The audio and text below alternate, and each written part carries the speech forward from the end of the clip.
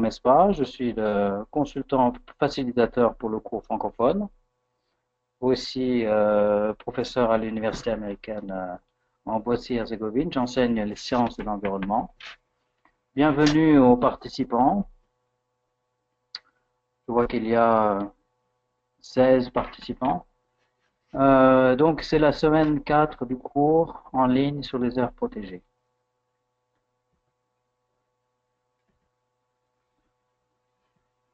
Alors, la page suivante.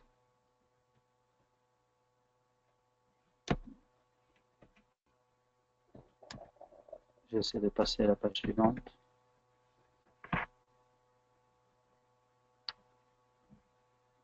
Diego, I'm trying to go to the next slide, but uh, somehow it doesn't work. Good morning, everybody. Let me check out then. Any suggestion? You can go through your PowerPoint, just like a normal presentation. Just try it. Ah, okay, it came the second. Okay. Oh, let me see. Okay, it's working. Ok, très bien. Donc, je vais passer à la. Alors, donc cette semaine, c'est les technologies appropriées pour les aires protégées, pour les praticiens des aires protégées. Donc, la question des technologies pour les aires protégées. Tout d'abord, la technologie est un élément fondamental de notre vie quotidienne. Les technologies sont de plus en plus présentes dans nos vies. Ça s'est accéléré au cours du XXe siècle. Et plus que jamais, au XXIe siècle, nous sommes entourés par la technologie. Dans notre vie quotidienne, surtout par exemple avec le téléphone, les moyens de communication, mais aussi les transports, le voyage, la voiture, l'avion, ou dans notre travail de tous les jours quand on tape un rapport. Donc on est vraiment entouré des questions, des outils technologiques autour de nous. Et il en est de même pour la conception d'une zone protégée, où un large éventail de technologies peuvent aider à améliorer presque tous les aspects de la gestion des aires protégées. Donc c'est aussi le cas pour les aires protégées, pour lesquelles maintenant on a accès à des nouveaux moyens de technologie, un beaucoup plus large éventail que c'était auparavant. Alors ici, je donne un exemple qui se trouve à Belize, où nous avons ici une carte. Donc dans le travail des cartographies, les moyens, les technologies nouvelles nous permettent d'avoir des cartes beaucoup plus avec beaucoup plus d'informations, plus détaillées. Là, par exemple, ici, sur cette diapo, vous avez à gauche euh, une carte, donc sur la partie gauche, une carte des, euh, des habitations, des zones urbaines, des infrastructures, des routes qui sont présentées sur la carte. La carte du milieu nous montre les aires protégées de cette partie de Belize, qui se trouve en Amérique centrale, avec en plus certaines zones qui sont définies comme étant des zones d'aires protégées privées. Alors, il y a une légende, c'est petit, on ne voit pas tous les détails, mais c'est pour vous donner un aperçu. La troisième carte nous indique les zones de corridors, donc les couloirs qui permettraient de créer un lien entre les aires protégées, qui sont un élément très important pour la gestion des aires protégées et surtout pour les écosystèmes et notamment pour les espèces qui se déplacent, qui permettent d'avoir accès à ces différentes aires protégées. Donc là, on a l'exemple d'un outil qui, euh, qui sont des cartes. Alors l'outil de carte, la cartographie, n'est pas une technologie nouvelle puisqu'elle existe depuis l'existence de, disons, les cartes remontent à très loin, l'existence des cartes. Donc elles permettent de situer les activités humaines, de savoir où on se trouve, quelles sont les activités. Et la cartographie permet aussi de donner énormément d'informations sur les, activités, mais au niveau de la surface de l'espace en 2 dimensions. Certaines cartes peuvent aussi nous donner des informations sur l'espace géré en 3 dimensions. Alors là, on a affaire à des cartes à 3 dimensions. Ça, c'est juste pour donner un exemple de technologie pour les aires protégées qui est la cartographie. Alors, vous savez que la cartographie, maintenant, les technologies sont de plus en plus pointues.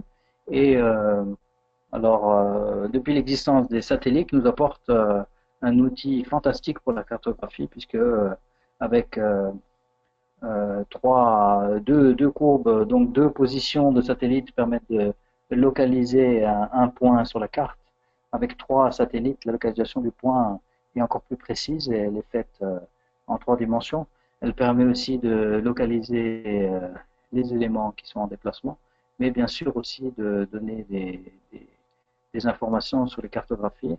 Alors, ces informations sont maintenant disponibles même gratuitement en public avec ce qui est apporté par exemple par Google.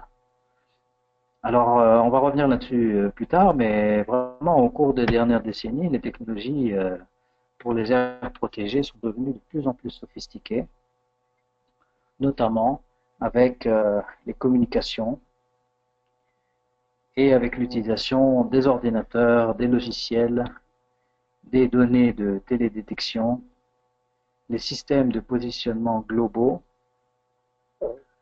le GPS, donc on utilise par exemple pour se déplacer en voiture maintenant couramment, ou même pour faire des randonnées dans une zone naturelle, les appareils photonumériques, les drones et autres types de matériel de données. Donc là, des exemples de technologies. Alors les technologies peuvent jouer un rôle clé dans la gestion des aires protégées. Mais comme nous le savons, dans beaucoup d'endroits isolés, à cause de limitations de moyens financiers, moyens technologiques, l'accès à la technologie, aux informations, elles ne sont souvent pas disponibles, ou trop chères, ou trop difficiles à utiliser. Donc ça, c'est aussi une réalité sur le terrain. Nous savons très bien que l'accès aux technologies, au financement n'est pas égal dans le monde. Et il y a énormément d'inégalités dans ce domaine, comme dans d'autres domaines.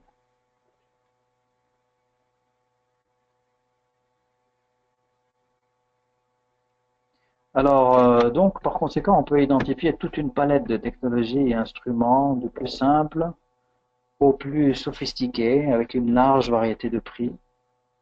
Le plus simple ici, l'exemple est donné du crayon. Finalement, pour établir une carte, il suffit en principe d'un papier et d'un crayon. Maintenant, bien sûr, il faut aussi des informations, il faut être dans la capacité de mesurer les distances ou de faire une estimation plus ou moins précise des distances. Alors, de nos jours, bien sûr, l'autre extrême, c'est l'utilisation des satellites. C'est l'exemple que j'ai cité tout à l'heure, avec la cartographie, la gestion des informations par cartographie à travers avec l'informatique.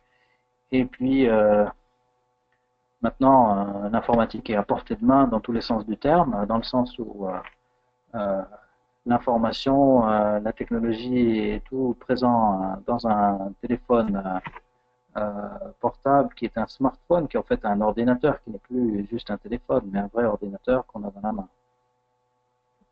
qui permet de gérer ces informations, de les présenter et d'y avoir accès à distance. Donc là, on a toute une large gamme. Alors, quelles sont les vieilles technologies? Nous avons un certain nombre de questions qu'on va vous poser et je pense que ces questions vont être utiles pour les discussions qui vont suivre, car comme pour chaque semaine, nous commençons par une présentation et puis ensuite on va avoir des discussions sur ce thème. Alors là, une question que je pose là, c'est que nous voulons poser, c'est quelles sont les vieilles technologies qui sont utilisées avec de nouveaux moyens, de nouveaux objectifs pour les aires protégées. Donc, cette photo est emblématique puisque on remonte à la nuit des temps avec l'utilisation des bêtes pour le transport des êtres humains, le transport de matériel, de marchandises, mais aussi comme source d'énergie, puisque le bœuf ici tire, la charrette exerce une force, il effectue un travail, et en même temps il y a un outil, c'est une technologie qui n'est pas, comment dire, qui n'est pas une nouvelle technologie, mais qui est quand même essentielle, hein, puisqu'on a aussi l'exemple de la roue. La roue, finalement, c'était aussi une avancée énorme pour l'être humain d'avoir inventé la roue. Ces technologies sont encore utilisées. Cette photo peut être prise à différents endroits dans le monde où c'est utilisé encore. Même en Europe de l'Est, on utilise encore les bêtes pour le transport. Il y a un aspect intéressant sur cette question puisque le transport est fait aussi là, il y a une utilisation durable de l'énergie, puisque la source d'énergie est en fait la nourriture que le bétail a mangé, qui vient en fait de l'énergie, puisque du soleil, c'est une source indirectement une source solaire d'énergie. Alors voilà un exemple de vieille technologie, mais quels sont, est-ce qu'on pourrait citer d'autres exemples de, de technologies anciennes qui peuvent encore être utilisées, ou d'autres qui sont oubliées, qui ne sont plus utilisées. Donc, quelles sont les anciennes technologies qui pourraient être utilisées encore maintenant? Donc avec peu de moyens, on peut arriver aussi à atteindre les objectifs qui ont été fixés. À propos d'utilisation de bétail comme pour le transport, un autre exemple que je voulais citer, c'est aussi, ça peut être les bœufs ou ça peut être le cheval, qui tire, par exemple, le bois qui a été coupé en forêt. Le cheval a accès à l'intérieur d'une forêt au bois qui a été coupé, à des endroits où le tracteur ne peut pas passer. En Inde et en Asie du Sud-Est, on utilise aussi d'autres animaux, comme l'éléphant, qui est utilisé aussi pour déplacer le bois des forêts. Alors ici, on est quand même dans un exemple aussi de zone tampon ou d'air protégé où il s'agit d'une vieille technologie et qui peut encore être utilisée dans le cadre d'une gestion durable, par exemple dans le cadre d'une gestion durable des forêts ou gestion durable de la terre. La deuxième question qu'on veut poser, donc, c'est quelles sont les nouvelles technologies et émergentes, celles qui ne sont pas encore utilisées, mais qui ont un potentiel important et qui pourraient avoir des applications pour la gestion des aires protégées dans votre contexte. Donc là, la photo, vous voyez, je pense qu'on reconnaît le drone, donc un élément mobile qui vole, qui peut être contrôlé par avec un contrôle à distance, par onde radio, avec une caméra qui est installée dessus. La caméra permet de filmer, d'enregistrer, de prendre des photos et donc de récolter un certain nombre de données qui sont prises depuis les vues d'en haut, des informations qui ne sont pas accessibles depuis le sol. Donc là, on a un élément important. Les drones ont été développés beaucoup aussi à des fins militaires, mais là, effectivement, dans un but civil, dans le cadre de gestion des aires protégées, il y a un potentiel très important avec les drones. Il serait intéressant d'écouter aussi des exemples de la part des participants qui ont peut-être une expérience sur l'utilisation des drones, leurs avantages, leurs défis, et puis les problèmes aussi qui sont associés à l'utilisation de ces nouvelles technologies. Donc, quelles pourraient être les applications avec cet exemple? Mais ça, c'est juste un exemple. Donc, quels sont les autres exemples de technologies nouvelles et émergentes qui pourraient avoir des applications dans la gestion des aires protégées dans votre contexte? Alors, quelles sont enfin les opportunités, les obstacles et les défis dans l'adoption de technologies appropriées dans votre contexte? Donc, je donnais l'exemple du drone, mais il serait intéressant de voir d'autres exemples de technologies.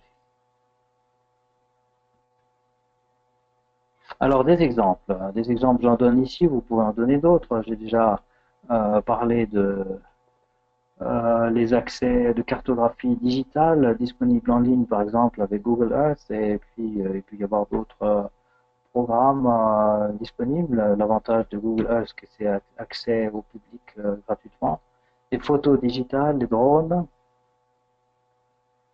euh, le système d'information géographique, dont je vais parler à la page suivante.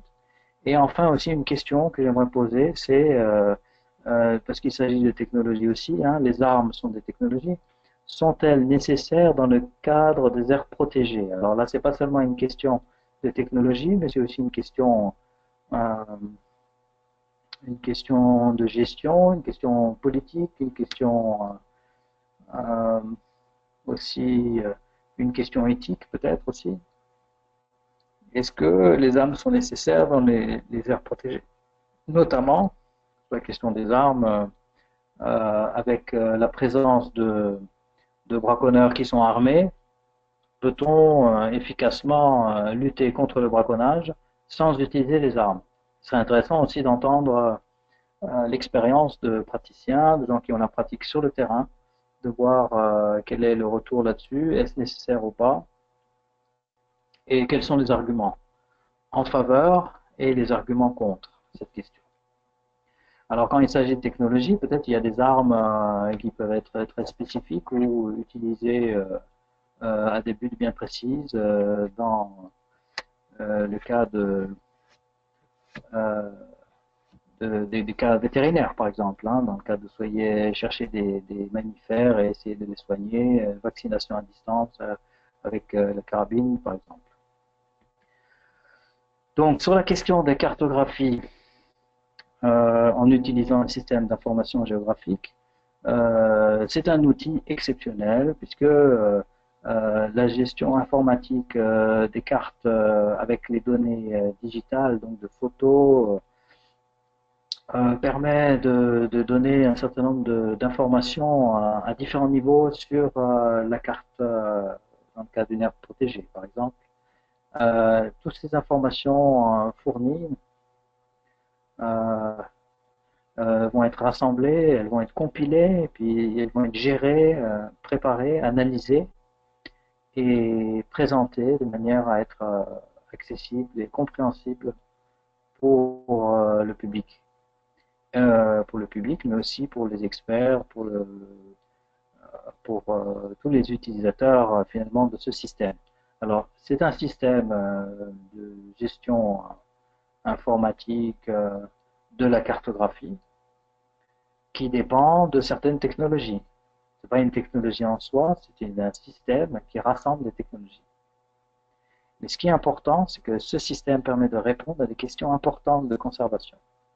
Des questions comme par exemple euh, est-ce que la population de telle espèce est stable?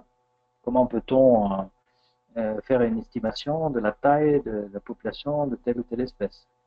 A-t-on suffisamment d'informations sur la santé de la gestion de la forêt? Est-ce que la taille de la forêt est stable? Est-ce qu'elle est en décroissance? Y a-t-il une érosion de la forêt? Est-ce qu'il y a une réduction de la surface de la forêt? Tout ça, ces informations peuvent être accessibles aussi avec des photos satellites. Les données peuvent être analysées, gérées et puis rassemblées. Donc, tout ça avec un système informatique. Voilà. C'était un exemple que je voulais donner sur En soi, ça pourrait être un module entier, donc, qui est d'ailleurs disponible dans conservation.org. Il y a un module, un cours sur les systèmes d'information géographique. Alors, pour conclure et pour passer aux questions, donc je vais rappeler les questions de manière à ce qu'on puisse ouvrir la discussion. Alors, quelles sont les vieilles technologies qui sont utilisées avec de nouveaux moyens, de nouveaux objectifs pour les aires protégées? Quelles sont les technologies nouvelles et émergentes qui pourraient avoir des applications pour la gestion des aires protégées dans votre contexte? Quelles sont les opportunités, les obstacles et les défis dans l'adoption de technologies appropriées dans votre contexte? Autres remarques et questions. Voilà, donc là je n'ai fait que rappeler les questions que nous avons discutées au cours de ma présentation. Donc les discussions sont ouvertes. Je vais regarder si il y a des questions.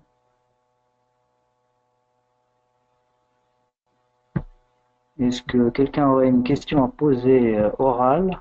Vous pourrez lever la main et je vais donner la parole.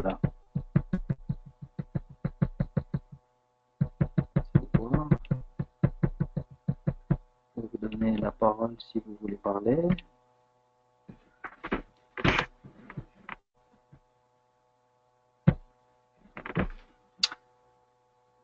Alors.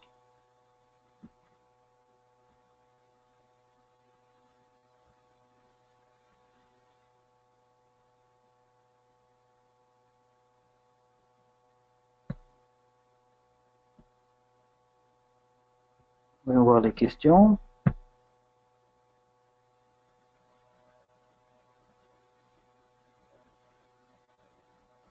Je crois qu'il y a des questions.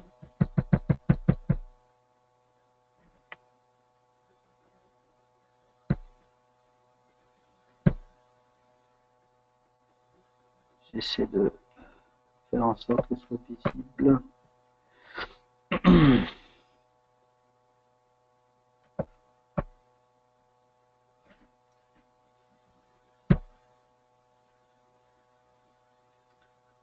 Alors, il y a une question ici de Giuliano du Bénin. J'essaie de voir la question parce que je ne la vois pas.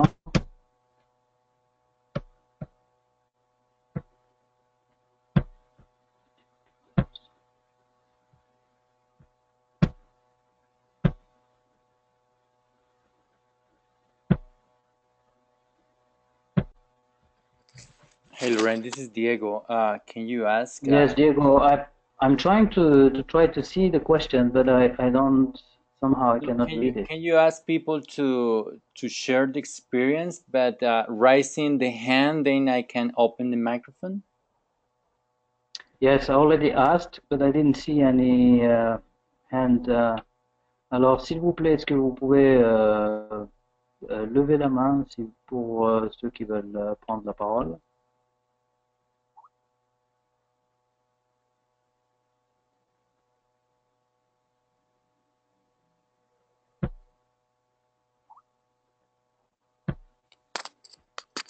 I don't see the participants anymore.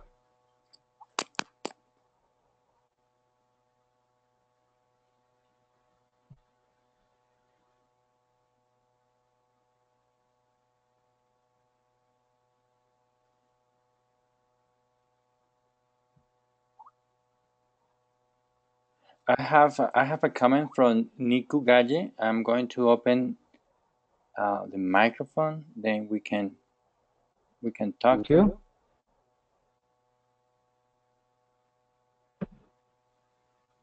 Okay, he's on. Ok. Allô, je vous écoute.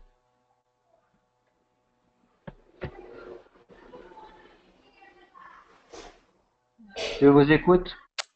Allô?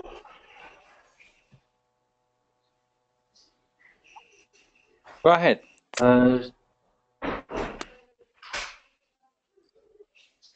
J'entends du bruit, mais il n'y a pas de question.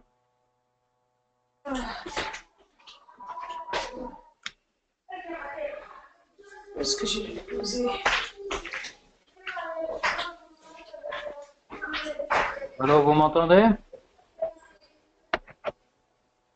I'm going to open Malay microphone instead. Okay.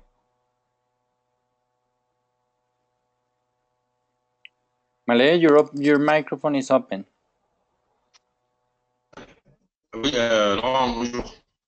Bonjour, Malé. Oui, c'est très bien. Le premier point que je vais souligner, c'est juste qu'on a des problèmes de liaison avec vous. Parce que apparemment on lève la main plusieurs fois, mais c'est pas visible à votre niveau. Je sais pas s'il y a un problème. Qu'est-ce qui se passe à ce niveau? Bon. Je n'ai pas entendu.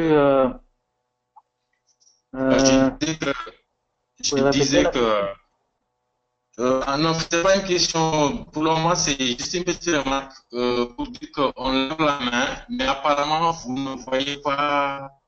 Vous ne voyez pas les signes chez vous? Non, je ne vois pas. Je sais pas. Je ne vois plus les participants. Ah Donc, oui. ah oui, c'était la question.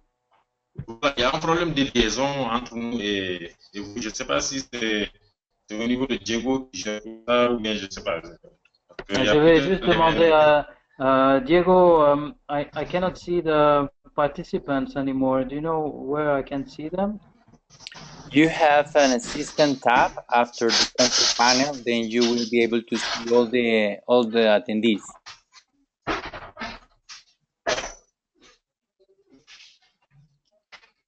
Yes, it's not there anymore. It used to be there. Ok. En attendant, Marley, tu peux peut-être faire une. Est-ce qu'il y aurait une autre, un commentaire ou une question?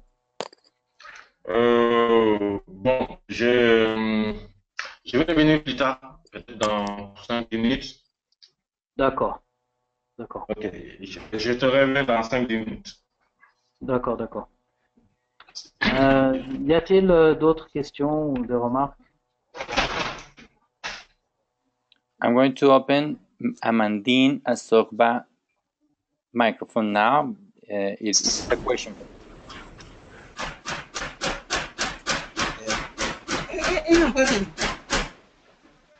Je vous écoute. Moi, je ne veux pas appeler, j'envoie déjà la question. Non, Pardon? L'autre va me dire ça.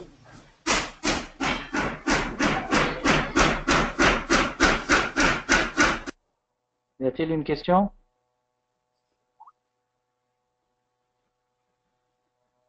There is a question. Yes. From Amandine Asogba. Okay. Amandine, are you there? Amandine? Oui, Vous m'entendez? Je vous écoute. je vous entends très bien. C'est pour vous dire, je disais en ce qui concerne la question relative aux armes, ce que vous avez dit tout à l'heure, que les armes sont indispensables dans la gestion d'une aire protégée, en ce sens que pour mettre en vigueur, pour mettre en pratique la loi sur la gestion de la faune de nos aires protégées, il faut nécessairement utiliser les armes parce qu'avec les braconniers, on ne lésine pas, on ne badine pas. Ils sont sans pitié. Et quand vous êtes armé, vous avez ça, vous les voyez, ils seront surpris. Sinon, quand vous êtes sans armes, ils vous voient sur leur chemin, c'est que vous êtes là, ils vous abattent directement. Donc, c'est indispensable, à mon avis. D'accord. Merci bien d'avoir répondu à la question que j'avais posée. Donc, vous êtes de quel pays? Du Bénin? Le Bénin. Est-ce que vous habitez près d'une aire protégée? Moi, je suis un agent de l'administration forestière. Je suis des eaux forêts. D'accord, d'accord. Donc,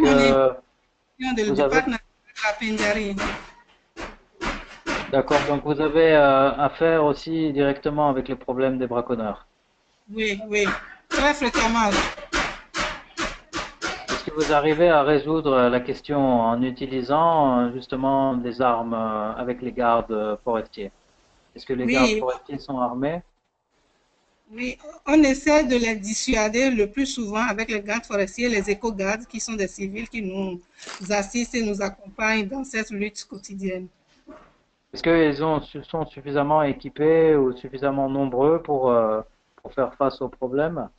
Voilà, c'est le réel problème. On n'a pas assez d'équipement et aussi, vous savez que le travail de la surveillance d'une aire protégée ou bien d'un parc est un peu difficile, si bien que le nombre nécessaire qui devrait être envoyé là-bas n'y est pas, on ne trouve pas. Et les gens ne sont pas trop motivés vu le risque qu'il y a dedans et vu aussi les moyens qui sont très faibles et qui sont alloués pour la gestion de ces aires protégées. Voilà, oui, nous sommes très conscients de ça. Est-ce que vous avez une idée de la différence? Les braconneurs, quels sont leurs moyens par rapport aux moyens des gardes, des éco-gardes? Je n'ai pas compris. Vous pouvez expliquer un peu plus? Est-ce que les, est-ce que vous voulez dire que les braconneurs sont plus nombreux ou est-ce qu'ils sont mieux armés? Ils sont beaucoup mieux armés par rapport à nous. Et ils ont leur technique propre à eux. Est-ce que vous avez des idées comment approcher ce problème? Bon, pour l'instant, je vois que si on pouvait multiplier le nombre d'agents gardes forestiers qui se retrouvent au niveau de ces aires protégées, d'abord, ce serait une grande étape qu'on a franchie parce que le nombre est limité. D'accord. Et il Est-ce faut aussi, que est-ce que le aussi nombre de gardes est-ce que le nombre de gardes par rapport à disons durant les 10 ou les 20 dernières années, est-ce que le nombre de gardes a augmenté ou il a diminué? c'est plus ou moins stationnaire. Il n'y a pas de changement depuis Non, longtemps. pas grand changement. Et il faut surtout augmenter la fréquence des patrouilles. Ça, c'est très important. Est-ce que la fréquence des patrouilles peut être augmentée avec le nombre de gardes qui existent? Et non, là, il y a une affaire de recrutement qui s'impose. Il faut Voilà, qu'on d'accord. recrutement, que ce soit des hommes en uniforme comme nous, ou bien s'il y a lieu de convertir ou bien de former d'autres personnes, c'est aussi bon. Mais il faut Comment est- recruter beaucoup de forestiers et envoyer dans ces parcs-là pour mieux gérer, parce qu'on est vraiment confronté à ces problèmes. D'accord. Merci beaucoup pour votre témoignage et enfin, nous sommes assez conscients de ce problème. Est-ce que vous pensez, parce que le thème cette semaine, c'est plus sur les technologies, est-ce que vous pensez qu'il y a des technologies qui pourraient aider à résoudre ce problème?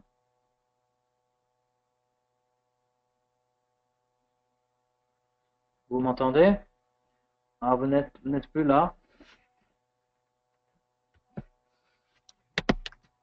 Allô?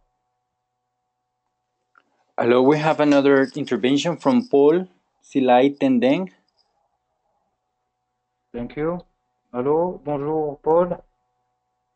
But I don't know. No, I think he is having some troubles with the audio. I'm going to Okay. open to Omar Sadio as well. Omar Omar, are you there? Sadi. Omar? Allô, bonjour, Omar. Allô, non?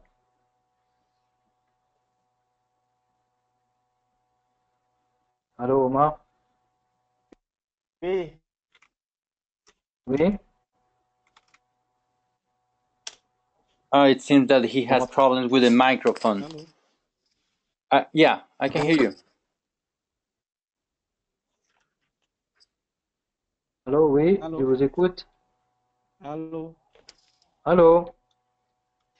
Ça va? Oui, ça va, vous Allô, m'entendez? oui. Alors, quel est votre nom, Allô? Omar? Oui, Omar Sadio. Oui, Vous pouvez vous présenter, je de suis quel pays vous êtes? sénégalais. Vous êtes du Sénégal? D'accord. Je vous entends pas bien. Allô? Oui, c'est ça. Vous avez une Je- C'est dommage. question? Vous avez une J'ai question une à poser? question par rapport à la superficie des AMP.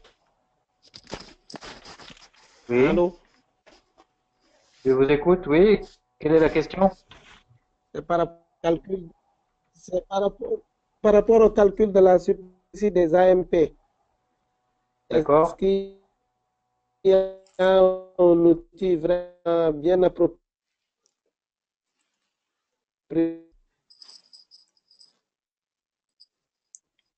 Alors, est-ce que votre pour calculer? No, I think we have audio issues with Omar. Omar, audio issue, yeah. can you I can maybe repeat his question to see if that's. Est-ce que j'ai bien compris? Vous demandez quel est le moyen, quelles sont les technologies suggérées pour mesurer la superficie des aires protégées? C'est ça la question?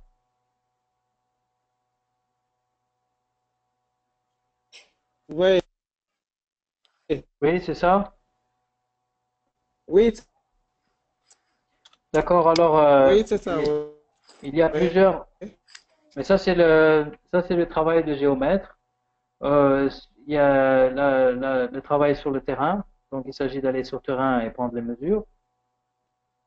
Mais en même temps, il y a aussi de la cartographie qui est faite justement avec des photos satellites. C'est une combinaison de plusieurs technologies. Ce sont des méthodes de cartographie. Il s'agit aussi de connaître les limites Ok, de l'aire protégée. Donc, il s'agit de savoir quelles sont les limites des aires protégées, où est définie, où elles commencent, où elles se terminent. Et ça doit être décidé sur le terrain. Et ça doit être décidé aussi sur la carte. Il faut que les cartes correspondent à la réalité qu'il y a sur le terrain. Et ça, c'est du travail de cartographie. Alors, comme je le disais à la présentation, le travail de cartographie classique, mais doit être combiné zone avec les marine? moyens. Pardon? Pour les zones marines? Oui. Oui, pour les zones marines, c'est plus difficile d'être sur le terrain. On peut aller sur le terrain en bateau, bien sûr, mais il faut aussi prendre des mesures.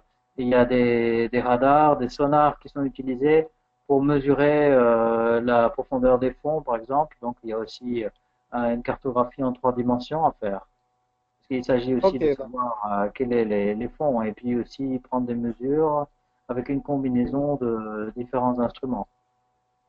d'accord. Merci. Est-ce que vous avez vous-même une expérience là-dessus? we have a hand raised by Benjamin Sock? Ok. Allô? Oui, Je vous bonjour. écoute. Bonjour. Quel est votre nom? Je suis Benjamin Sok. Je suis conservateur du parc national de Campoman au Cameroun. D'accord. Allô? Oui. Oui, oui, je vous Bon, écoute. j'ai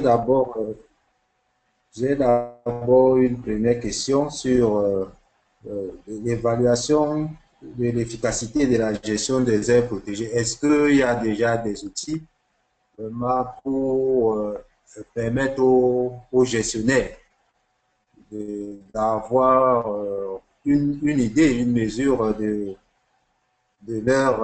leur travail. Parce que à notre niveau, nous sommes encore en train de tester des méthodes. Il y a eu des méthodes, des outils comme Palmet.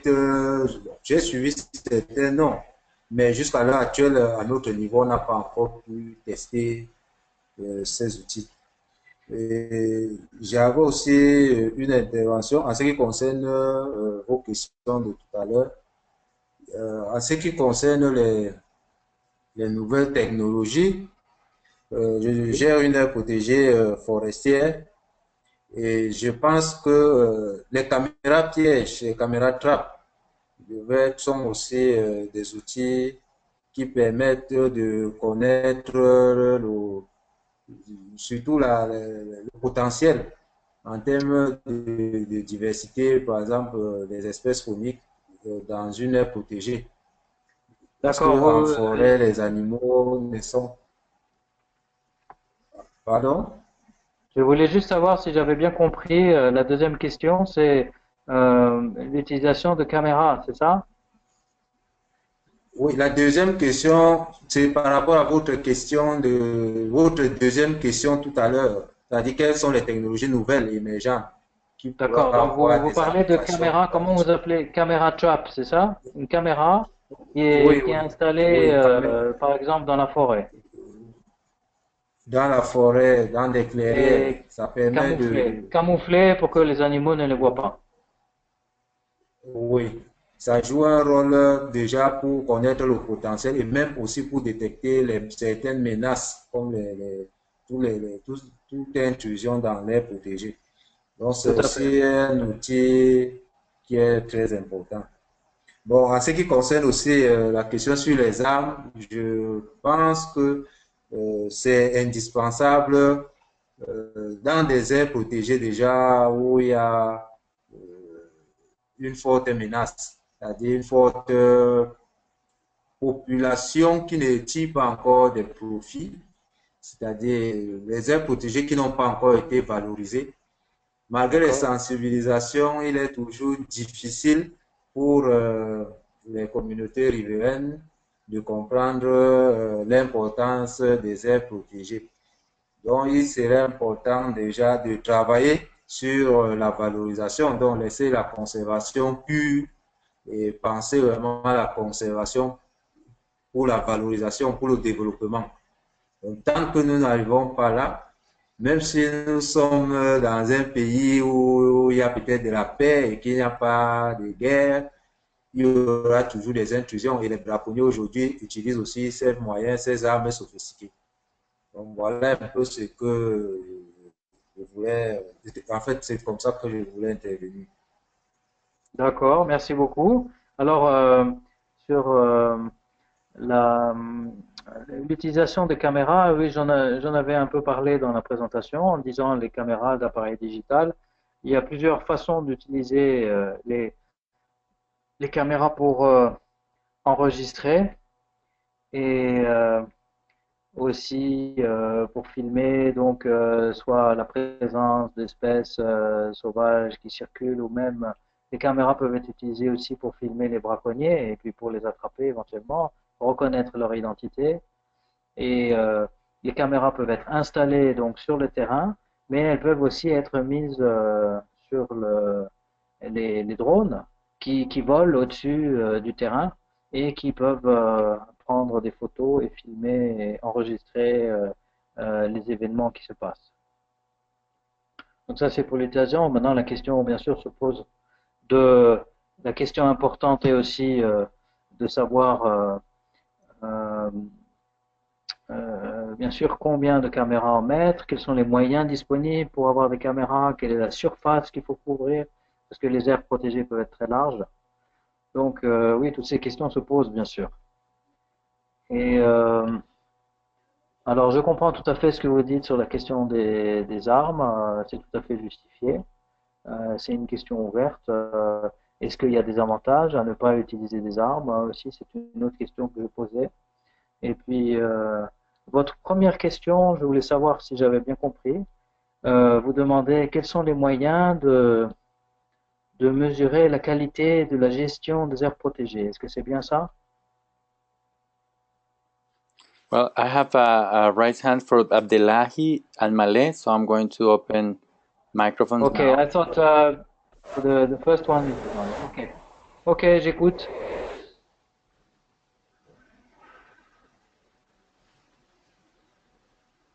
Oui, Oui, j'écoute. Bonjour. bonjour.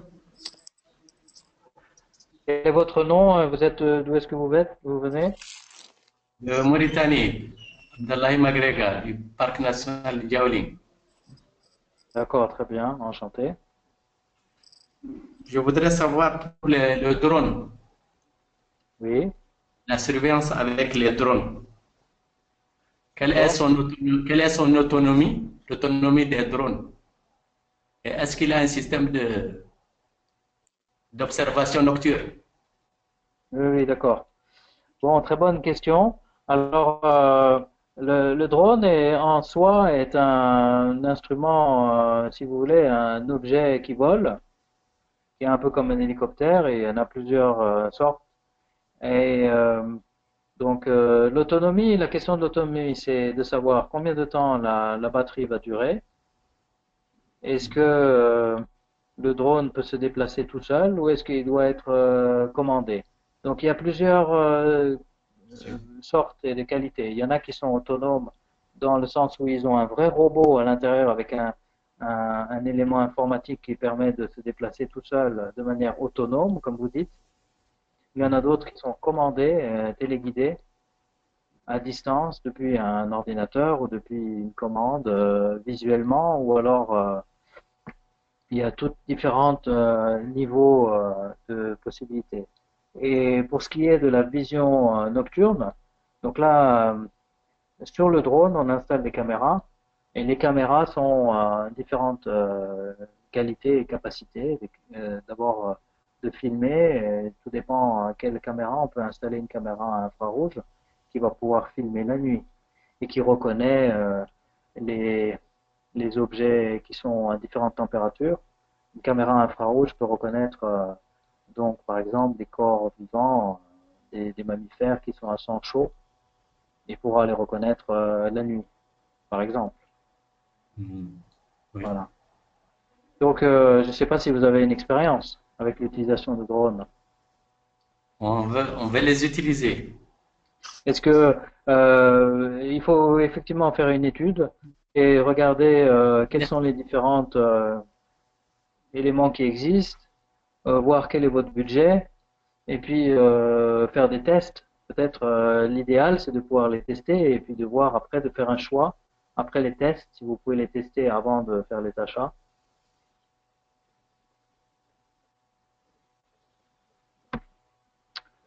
Est-ce que j'ai répondu à la question? Oui, merci beaucoup. Je vous en prie. Alors, y a-t-il d'autres questions? Diego, maybe other question? Or did you see some question in written? Yes, and we have several hands raised. Just Malene, Justino, Abdullah. The microphones are open. Ok, je vous écoute. Justino Biaï de la Guinée-Bissau.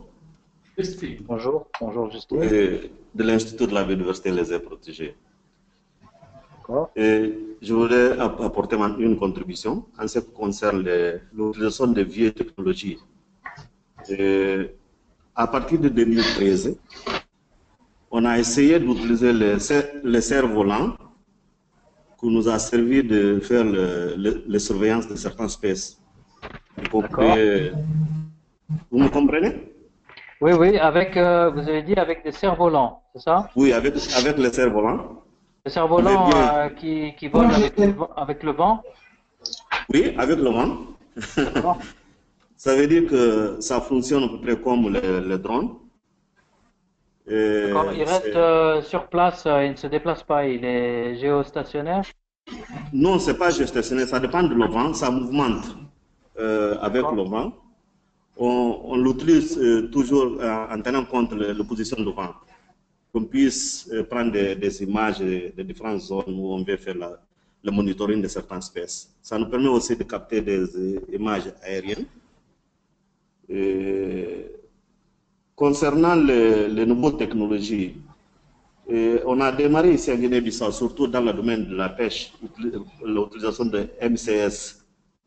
Que je pense que ça aussi, on pourrait Bon, ils l'utilisent, mais surtout pour la pêche industrielle, pour suivre les navires qui opèrent dans le ZEE. Je pense que cet instrument... Oui, oui, j'écoute. Je pense que cet instrument aussi qu'on pourrait bien adapter pour la gestion de la pêcherie, surtout dans les aires marines protégées. Et pour la fin, la question qui était posée sur l'utilisation des armes. Moi, je dirais, à le stade où on est aujourd'hui, au jour d'aujourd'hui, on ne peut pas dispenser de l'utilisation des armes. Mais on doit réfléchir dans l'avenir avec les nouvelles technologies si on va toujours continuer à utiliser les armes. Parce que quelqu'un avait dit, je crois que c'est quelqu'un de Cameroun, les braconniers sont toujours mieux armés que les agents de parc. Voilà, en général, les braconniers sont plus en avance sur les technologies que les gestionnaires des parcs. Justement. Aussi souvent parce qu'ils ont plus de moyens. C'est ça, c'est ça. Et là, on serait obligé de faire une gestion adaptative de nos aires protégées. Je pense que la mentalité qu'on a dès le début de la création des aires protégées, que ça appartient à l'État et pas les communautés locales, ça nous pose toujours en face des braconniers. Je pense que là, une meilleure implication des populations riveraines, ça pourrait diminuer cet aspect de confrontation entre l'agent de parc et le braconnier. C'est mon point de vue. D'avoir de meilleures technologies, vous dites. Oui, oui, de travailler avec les biotechnologies, comme le cas de drones que vous venez de mentionner, de caméras pièces. Oui, voilà, les drones permettent de repérer les identités des braconneurs et donc va les faire fuir ou disons les décourager. Au lieu de rentrer en confrontation, parce que je vais de lire hier même, il y a à peu près 185 agents qui étaient morts pendant l'année passée pour la conservation. C'est des choses, c'est des pertes humaines. Dans quel pays? Dans le monde. Ah, d'accord. Oui. Oui. C'est des pertes humaines qu'on pourrait éviter si on fait valoir les nouvelles technologies. Tout à fait, oui, oui, ça me paraît être intéressant comme approche. De toute façon, si on agit en amont, on évite effectivement, ou disons, on permet de décourager, dissuader, le braconnage, en tout cas peut-être réduire. Oui, oui, c'est bon point de vue. Merci beaucoup et aussi votre contribution, votre suggestion d'utiliser le cerf-volant, qui me paraît être vraiment une très bonne idée parce que là c'est un exemple de ancienne technologie qui peut être utilisée avec des moyens modernes. Est-ce que vous avez attaché au cerf-volant une caméra, c'est ça? Oui, oui, on a attaché une caméra que je crois, si je ne me trompe pas, chaque 5 secondes, il tire des images. Après, on voit cette image pour voir comment on peut l'utiliser. Et combien de temps vous pouvez mettre en place le cerf-volant? Combien de temps il reste en l'air? Est-ce qu'il y a une certaine autonomie ou il faut que quelqu'un soit en présence en permanence? Quelqu'un doit être présent en permanence. C'est un travail un peu lourd parce qu'on doit avoir des gens qui doivent soutenir la corde pour pouvoir les guider. Donc ça ne peut pas être fait sur une très longue période? Bon, ça dépend de la force de la personne qui le fait. Normalement, on utilise deux, trois personnes qui se remplacent entre eux, qu'ils puissent pour longtemps. Est-ce que vous avez l'expérience de l'utiliser la nuit également? Non, la nuit, on n'a jamais utilisé. On a une autre limitation aussi. Pendant la pluie, c'est difficile à utiliser. Oui, oui. Et puis, s'il n'y a pas de vent, ça ne tiendra pas non plus. Justement, justement. Il y a des limitations, mais quand même, si le temps est bon, on peut quand même capter des images. Il y a d'autres suggestions semblables, seraient par exemple des ballons. Est-ce que vous avez l'expérience avec ça? Des ballons à hélium? Non, le ballon n'a des moyens qui sont utilisés en météorologie? Le ballon, on n'a jamais utilisé, mais on a des informations que ça s'est utilisé par exemple en Europe, dans le passé, maintenant peut-être pas non plus, mais dans le passé, le ballon aussi a été utilisé pour capter les images, pour faire la surveillance. Parce que l'avantage du ballon par rapport au cerf-volant, quand il n'y a pas de vent, le ballon est très bien. Et le cerf-volant est bien quand il y a du vent. Oui, je pense oui, mais il faut avoir quand même l'expérience d'utiliser le ballon. Bien sûr. On n'a jamais essayé cette méthode. Voilà, donc ça serait intéressant. Ça, c'est une question que je peux poser maintenant pour les discussions en ligne, parce que, comme vous savez, dans ce cours en ligne, il y a aussi les discussions écrites.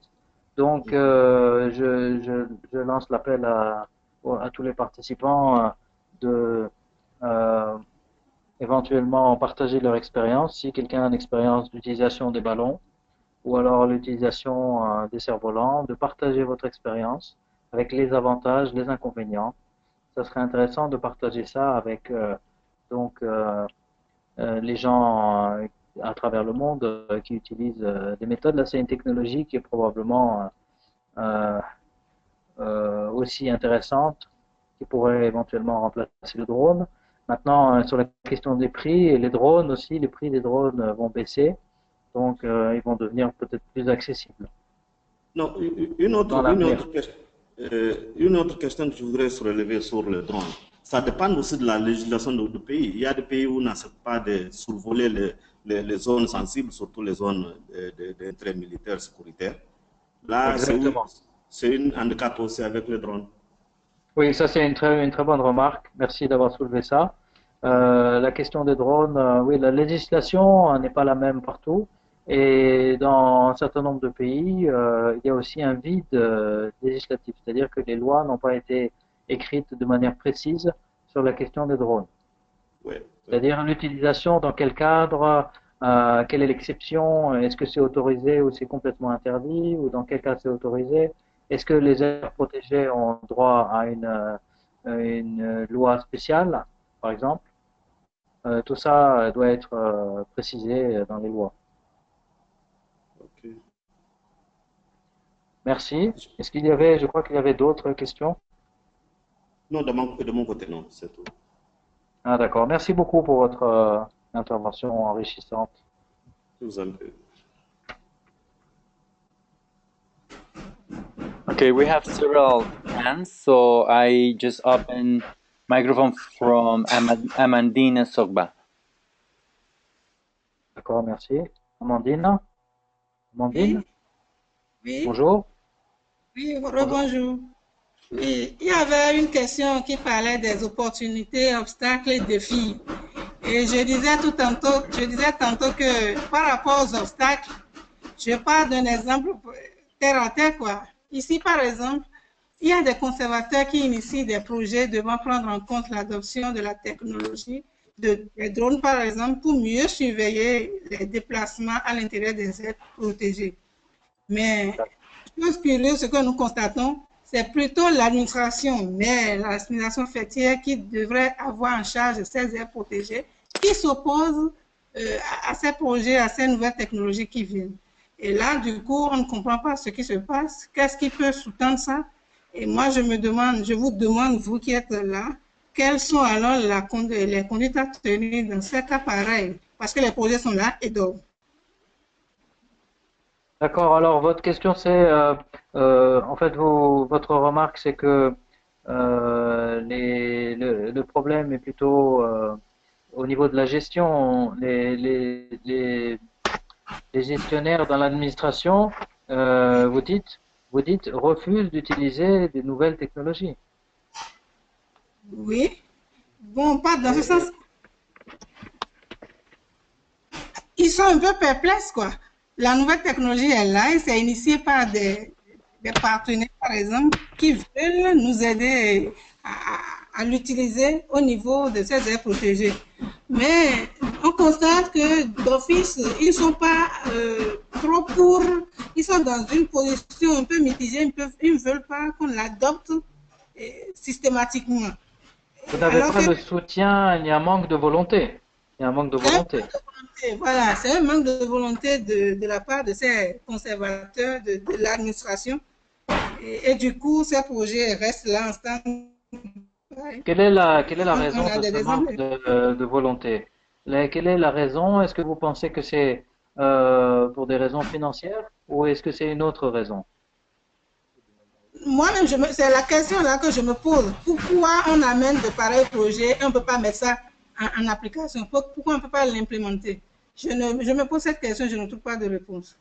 C'est d'ailleurs pour ça que j'active votre attention là-dessus pour que vous essayez de voir avec nous qu'est-ce qui peut motiver un conservateur à ne pas céder à l'application de pareilles choses.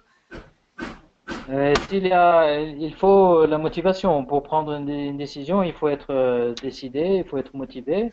Et une fois que la motivation est là, après, on essaie de trouver les moyens pour mettre en œuvre et pour arriver à l'objectif qu'on s'est fixé.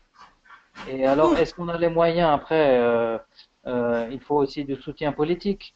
Il faut que les administrateurs des aires protégées et le soutien aussi de leur ministère. Parce que si le ministère est contre, après ils vont devoir se battre pour essayer de trouver des moyens. Bon, il y Et avait il faut beaucoup de persévérance. Et aussi, un argument peut être que quelquefois les nouvelles technologies pourraient être à un calcul à long terme, ça va coûter ça va coûter moins cher que de ne rien faire. Mais bon. il s'agit aussi de montrer, de démontrer que, il y a beaucoup d'avantages à les utiliser. Et il s'agit Il y vraiment avait une, c'est un travail de communication et de argumentation et aussi de diplomatie. ok. Il y avait une question relative aux vieilles technologies qui sont utilisées, nouvelles technologies. Allô? Oui, oui, j'écoute. Allô? Oui, Donc, oui, par rapport aux technologies que nous avons l'habitude d'utiliser ici, nous avons les miradors qui nous permettent de mieux surveiller ces aires protégées en ce qui concerne d'accord. Le les Mirador, oui, il y a les GPS que nous utilisons très fréquemment, les caméras de surveillance qui sont en nombre vraiment réduit, et c'est pour le tracking des animaux. Nous avons d'accord, aussi les talkie-walkie qu'on a, parce qu'il n'y a pas souvent le réseau là-bas pour que nous puissions utiliser des téléphones portables, mais les talkie-walkie qui travaillent sur une distance vraiment limitée donnée qu'on utilise souvent. Il y a d'accord. aussi les cartes de ces aires protégées que nous avons à disposition qui nous Les permettent de cartes, oui. savoir telle zone où aller, où est-ce qu'on peut aller faire des opérations, revenir. Nous D'accord. utilisons aussi souvent les appareils photo, que ce soit archaïque ou moderne, nous les utilisons. Et je pense que maintenant, comme moyen roulant, c'est souvent les motos. Nous n'avons pas les véhicules appropriés. Jadis, oui, mais de nos jours, tous ces véhicules-là sont tombés en panne et plus rien ne marche. Donc, pour vous déplacer, vous avez des motos.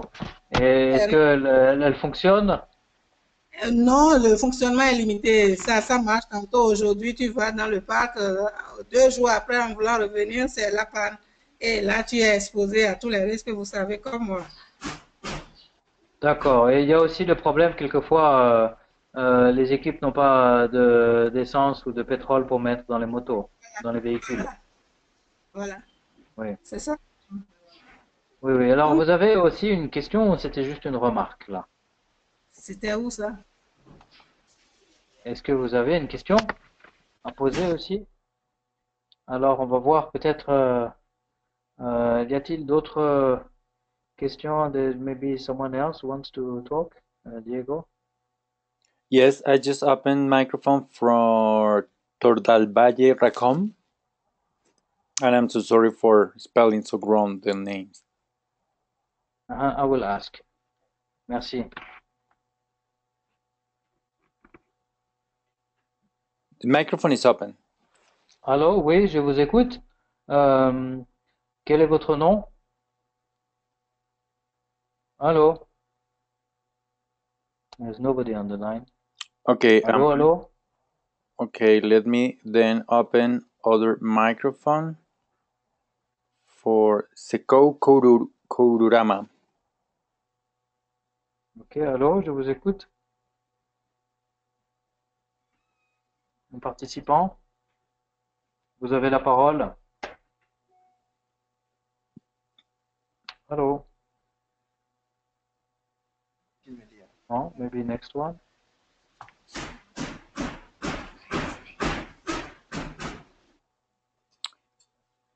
Okay, let me. I remember also Mane wanted to speak, maybe.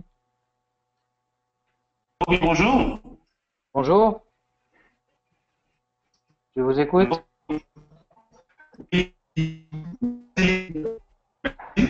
Non, c'était juste.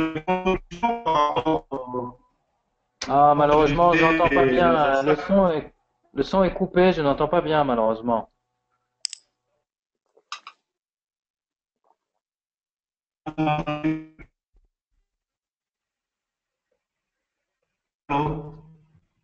Allô? Allô? Je vous entends, mais très mal. Je n'arrive pas à reconnaître la question. Ou la... Malheureusement, je ne comprends pas.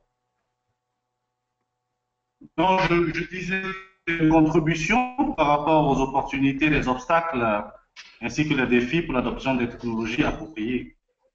D'accord? J'entends bien. Alors, je voudrais dire que si on revient un peu au contexte de la sous-région, on a quand même quelques éléments en Afrique de l'Ouest particulièrement. On a des difficultés qui sont assez récurrentes. C'est notamment le faible personnel, c'est également la multiplicité des aires protégées. D'accord. Et je me disais que probablement les nouvelles technologies vont aussi venir se greffer dans un environnement qui n'est pas aussi encore suffisamment propice. C'est notamment la maîtrise de la technologie. Alors, si on prend le cas des drones ou des caméras de surveillance que l'on met de façon permanente, pour les drones particulièrement, je pense que ça peut être intéressant en zone de savane, mais un peu plus difficile en zone de forêt. D'accord. Vous me direz peut-être le contraire s'il y a des exemples précis. L'autre chose, c'est que pour pouvoir gérer ces drones-là de façon permanente, ça veut dire que derrière cela, il faut avoir un personnel qui est certainement logé au niveau des aires protégées, et ça va demander certainement aussi d'autres types de compétences dans la conduite de ces drones-là, et puis pouvoir aussi un équipement approprié pour pouvoir en fait procéder aux enregistrements et à d'autres choses. Donc je pense qu'effectivement c'est une opportunité en termes de réduction de présence sur le terrain, évidemment, donc pour éviter qu'il y ait des confrontations, comme le disait notre ami de Guinée-Bissau, Biaï. Et donc, maintenant, les obstacles peuvent être aussi technologiques, parce que quand on va dans des régions, il faut pouvoir relier ces drones à une petite centrale ou une zone de contrôle qui devrait avoir des caméras sur place et permettre à la personne qui pilote le drone de pouvoir avoir un visuel et pouvoir orienter son drone. Donc, effectivement, ça présente effectivement des opportunités, mais les obstacles sont plutôt technologiques en même temps. Et donc, ça voudrait le coup, effectivement, de réfléchir sur comment on peut vraiment appliquer quoi. D'accord, merci beaucoup pour votre remarque parce que vous avez vraiment soulevé un point très important, c'est que effectivement une technologie comme par exemple les drones s'inscrit dans un contexte d'ensemble. C'est pas juste un drone qu'on amène comme ça et dit utilisez-le et vous avez résolu votre problème. Bien sûr, il faut les conditions qui soient créées pour pouvoir l'utiliser. Il faut aussi l'expérience. Il faut une bonne gestion du programme, savoir comment aussi rassembler les données. Qu'est-ce qu'on va faire des informations qu'on a reçues? Parce que si c'est juste pour rassembler des informations et puis les mettre de côté, ça n'a pas beaucoup d'intérêt non plus. Donc oui, effectivement, il faut aussi le personnel. Euh, Ça demande une approche intégrée et de voir les choses dans leur ensemble. La technologie n'est juste un outil pour atteindre un but qu'on s'est fixé. Alors, il y a dans le cadre de la gestion de l'aire protégée, il faut effectivement, dans la planification, il s'agit de bien préparer, de voir en quoi cet outil va pouvoir permettre d'atteindre les buts, quels sont les moyens nécessaires pour pouvoir utiliser ces outils. Toutes les questions que vous avez posées sont très importantes. Il s'agit aussi de faire une bonne estimation, une étude, pour pouvoir voir aussi au niveau des coûts et ainsi de suite. Alors, si on fait des calculs à long terme, peut-être que on y gagne aussi à former plus de gens et ainsi de suite. Vous êtes de quel pays? Ok, donc je crois qu'on a fini là avec cette question. Diego, do we still have time for other questions? We have just 5 minutes. I'm going to open Male's microphone, but that is the last one because we have just 5 minutes. Okay, the last one, Malé, bonjour. Et, donc, tu as la parole pour finalement le dernier mot de la journée. D'accord, merci. Bon, écoutez, je vais essayer de maximiser ces 5 minutes pour aller très vite. Moi, ce que je voudrais souligner dans un premier temps, c'est cette notion de vieille et de nouvelles technologies. Je pense que il faut qu'on fasse attention. Quand on dit vieille technologie, qu'est-ce qu'on entend par vieille technologie? Quand on dit nouvelle technologie, qu'est-ce qu'on entend par nouvelle technologie? Si je prends l'exemple du GPS, le GPS existe depuis très longtemps. Est-ce qu'on va la classer dans les nouveaux ou les anciens outils? Là, en termes de cartographie, les cartes que nous utilisons, il y a des cartes que nous utilisons aujourd'hui et qui datent des années 54. Je parle des cartes topographiques IGN de 100 000 que nous utilisons aujourd'hui. La cartographie, ça existe depuis le XVIIIe siècle, pour ne pas dire. Donc, il faut faire attention. Même plus encore, oui, tout à fait. Oui, voilà. Donc, il faut faire attention. Moi, je parlerai plutôt d'adapter, en tout cas, ces outils en fonction de l'évolution des performances et des objectifs de gestion au niveau des aires protégées. Voilà. Donc, moi, je pense que les termes vieilles et nouvelles technologies devraient faire quand même l'objet d'attention particulière pour qu'on ne tombe pas dans des erreurs et des confusions. Oui, oui, il s'agit de, quand on parle de nouveau et d'ancien, il faut donner des, bien sûr, c'est très arbitraire. On peut donner des dates, on pourrait dire, par exemple, avant 2010, c'est ancien. À partir de 2010, ça devient nouveau, par exemple. Par exemple, ça, c'est pour être. L'autre point que j'aimerais souligner, c'est en termes du port d'armes dans les aires protégées. Je pense qu'il faut faire attention. Il ne faut pas que l'on croit, parce que j'ai entendu les différents intervenants dire que c'est nécessaire. Moi, le terme nécessaire a attiré mon attention. Il faudra que l'air protégé soit considéré comme étant un champ de bataille. La première arme dans une aire protégée, la première arme, c'est l'arme de la communication, c'est l'arme de la sensibilisation, c'est l'arme du dialogue. L'arme, au sens classique du terme, l'arme à feu, si je peux dire, ne devrait être utilisée qu'en cas d'extrême nécessité. Bon, malheureusement, souvent on a besoin d'utiliser cette arme. Alors, souvent on a besoin de l'utiliser, mais elle ne devrait l'être qu'en cas d'extrême nécessité pour que l'air protégé ne soit pas considéré comme étant un champ de bataille, malgré les défis que cela comporte. Le troisième point, le troisième point que j'aimerais aborder, c'est surtout les obstacles majeurs et les défis quant à l'utilisation de ces outils au niveau des aires protégées. Bon, l'aspect financier, comme on le sait, ça coûte cher, c'est pas à la portée de n'importe qui, mais il y a aussi... Oui, il faut juste terminer. Oui, je vais conclure pour dire que il y a l'aspect juridique à voir, mais également il y a aussi le renforcement des capacités pour que la personne qui manipule ces outils ne donne pas de fausses informations parce que c'est quand même un outil de décision, un outil d'aide à la décision. Parce que si la personne qui utilise ces outils n'est pas assez outillée pour interpréter ou en tout cas pour véhiculer les informations pertinentes, ça peut conduire à des mauvaises prises de décision au niveau des autorités. Donc je pense que l'aspect renforcement des capacités pour l'utilisation des outils constitue un défi majeur que l'on doit aborder. Bon, j'ai pas beaucoup de temps. La personne qui m'a précédé, c'est M. Barthélémy Bachinou, du PRCM. Oui. Et à mon bureau, à côté de mon bureau, là, moi je l'ai reconnu. Bon, il s'appelle Barthélémy Bachinou, du PRCM. D'accord. C'est lui qui m'a précédé au micro tout à l'heure en parlant. Voilà. Moi, écoutez, mais il s'est présenté, vous ne l'avez pas entendu, mais donc j'aimerais souligner ça. Bon, voilà. Malheureusement, le temps n'est pas, mais je pense qu'il faut absolument être prudent quant à l'utilisation des technologies nouvelles dans la gestion des infos. C'est très, très, très important. J'apporterai des contributions dans les discussions. Merci beaucoup, Malé, pour ton intervention enrichissante, comme toujours. Et merci beaucoup.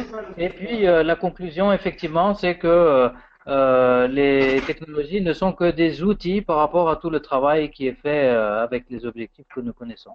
Voilà, merci beaucoup.